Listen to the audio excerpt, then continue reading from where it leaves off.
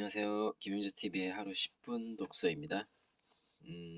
오늘은 6일 약국 갑시다. 김성호 지음 42페이지부터 읽겠습니다.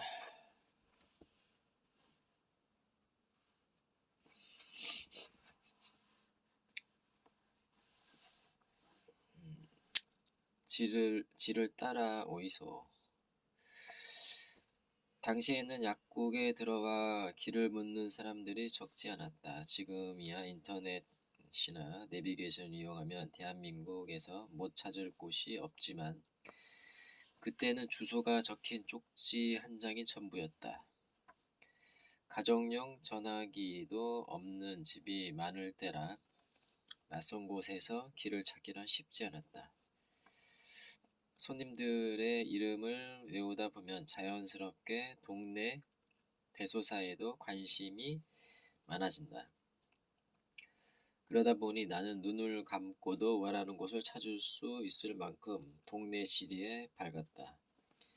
길을 묻는 사람이 찾아오면 우선 쪽지를 받아들고 최대한 자세하게 설명했다. 그래도 알아듣지 못하면 조제 차트를 찾아와 전화를 걸었다.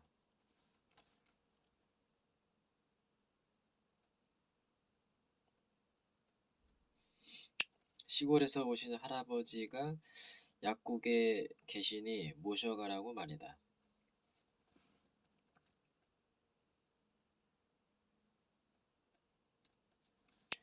하지만 부재 중이거나 전화가 없을 때는 직접 길 안내에 나섰다.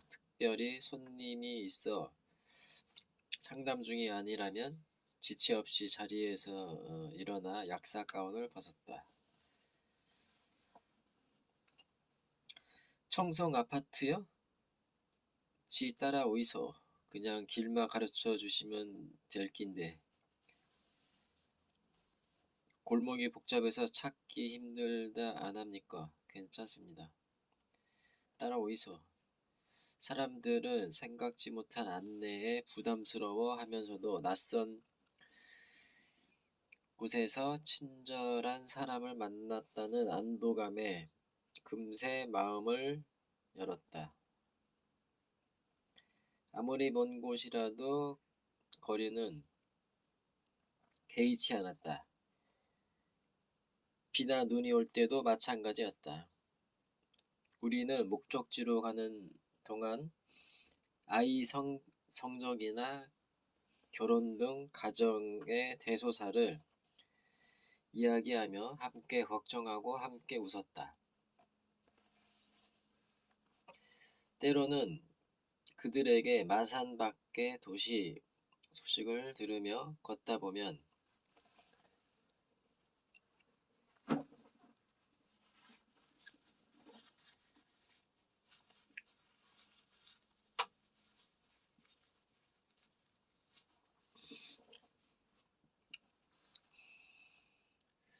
500m가 금방 지나갔다.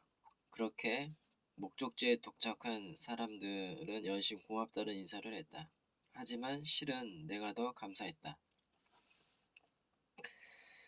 내 집에 오는 사람에게는 기쁨을, 남들이 개똥철이라 비웃을지 몰라도 나의 경영 철학이 그랬다.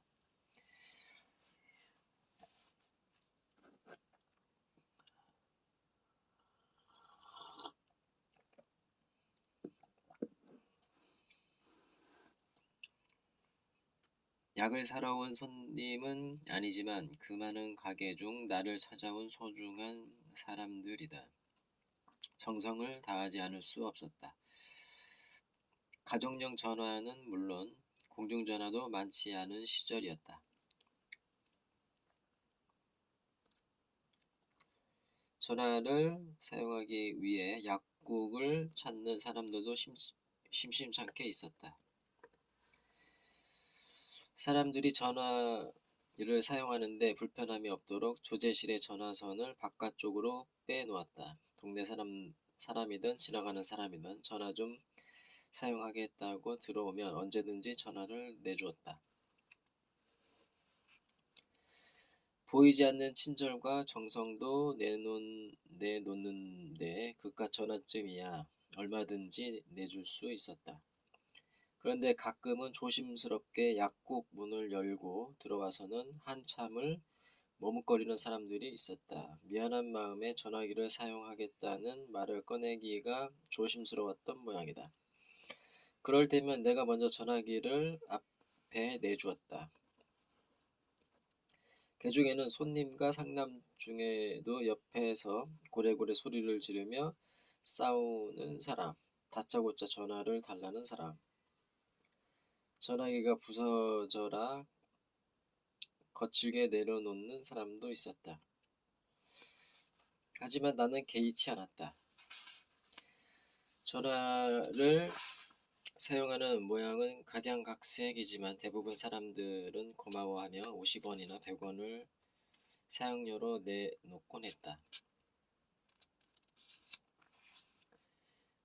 나는 그럴 때마다 동전을 쥐어주며 낯간지럽게 와그라노 하며 웃으며 돌려보냈다. 사용료를 받을 생각이 있었다면 전화기에 통화료 50원이라고 써 붙여놓았을 것이다.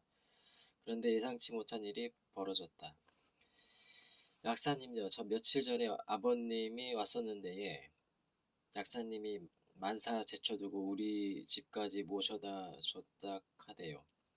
집에 가시면서도 계속 고마부라 말씀하시대예.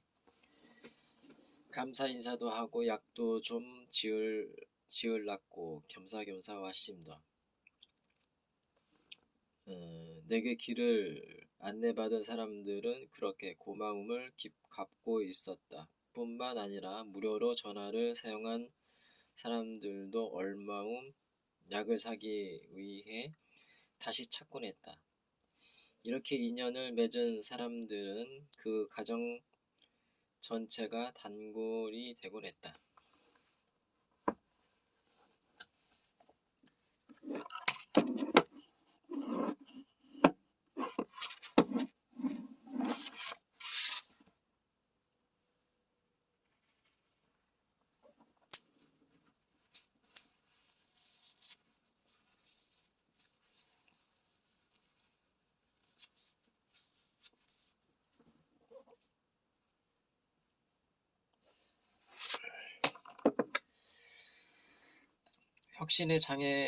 혁신의 가장 큰 장애물, 고정관념.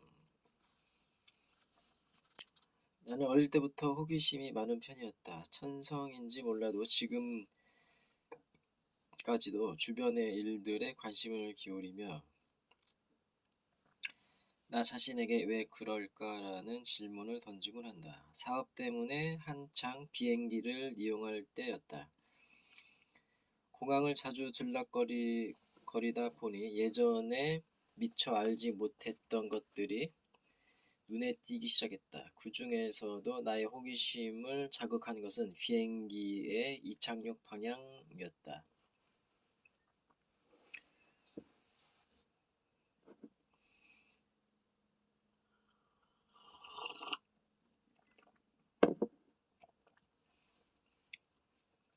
처음에는 생각지 못했는데 어느 날부터인가 비행기의 이착륙 방향이 다른 것이 느껴졌다. 여러 차례 유심히 관찰한 결과 같은 공항에서 같은 곳으로 출발하는데도 때마다 비행기의 이착륙 방향이 달랐다.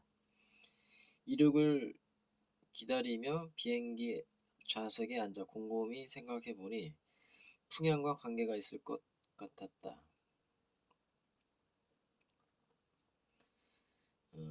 연이나 종이 비행기도 바람의 방향을 보고 날리지 않던가.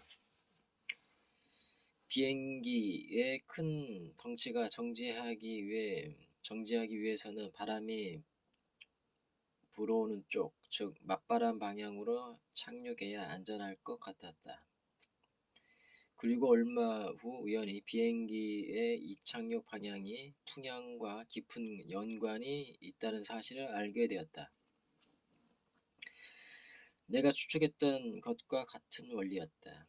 호기심이 많은 사람은 똑같은 것을 봐도 그 속에 숨은 원리를 상상하고 또 질문한다. 의구심이 생기면 그것이 해결될 때까지 생각하고 찾아보며 끝내 원하는 답을 얻어낸다. 아무리 사소한 것이라도 끊임없이 생각하고 탐구하는 자세는 경쟁력을 갖추는 데 중요한 역할을 한다. 손님이 다 빠져나간 어느 저녁, 건너편 도로에 서서 불이 켜진 약국을 바라보았다. 손님 없는 작디 작은 약국은 어둠이 내리자 더욱 한산해 보였다. 이래갖고 사람들 눈에 띄기나 하건노. 의구심이 들기 시작했다. 일부러 조금 더 멀리 걸어가 약국을 바라보았다. 그리 멀어진 것도 아닌데 어둠에 묻힌 약국은 신경 써 보지 않으면 찾을 수 없었다. 확인할 것이 있었다. 조금 더 멀리 걸어가 약국을 바라보았다. 역시 약국은 물론 그 주변조차 전혀 보이지 않았다. 가뜩이나 작은 약국이다. 밤낮을 가리지 않고 잘 보여야 사람들이 인식할 것이 아닌가. 평수를 늘릴 형편도 아니었다. 다른 방법을 찾아야 했다. 나는 약국을 시작하면서부터 손님이 약국을 찾게 하는 요소와 손님을 내쫓는 요소들을 나열해 보곤 했다. 좋은 것은 바로 실천하며 꾸준히 지속시켰고, 부정적인 요소들은 빠르게 없애려고 노력했다. 어두워서 눈에 띄지 않는다면 밝게 만들어야 한다. 이왕 밝히는 불 멀리서도 잘 보일 수 있도록 아주 환하게 만들기로 마음먹었다. 그 당시 약국은 40와트 형광등 6개 정도면 충분한 공간이었다. 그러나 일부러 25개의 형광등을 설치했다.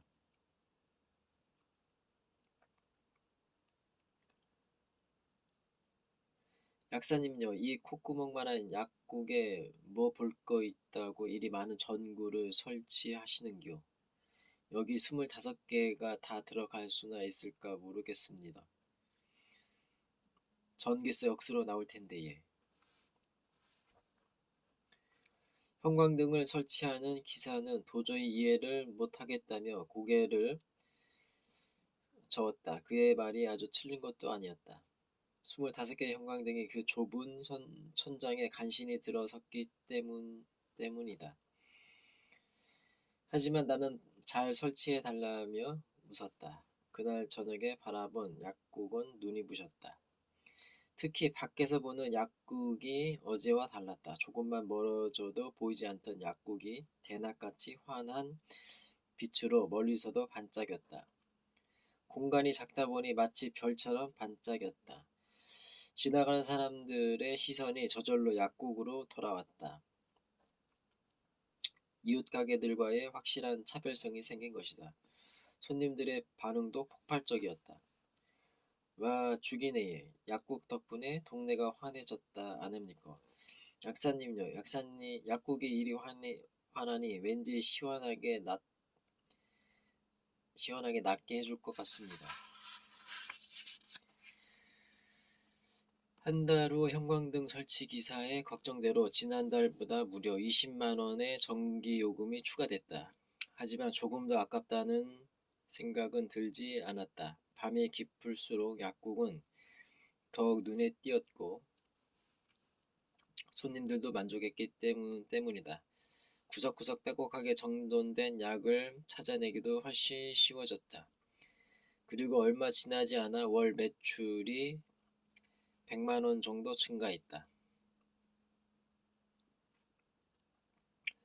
20만 원의 투자로 5배의 이득을 본 것이다. 어느덧 6일 약국은 교방동의 밤을 밝혀주는 이정표가 되었다.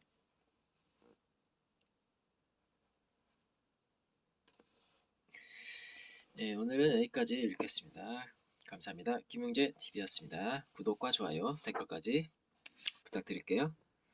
감사합니다.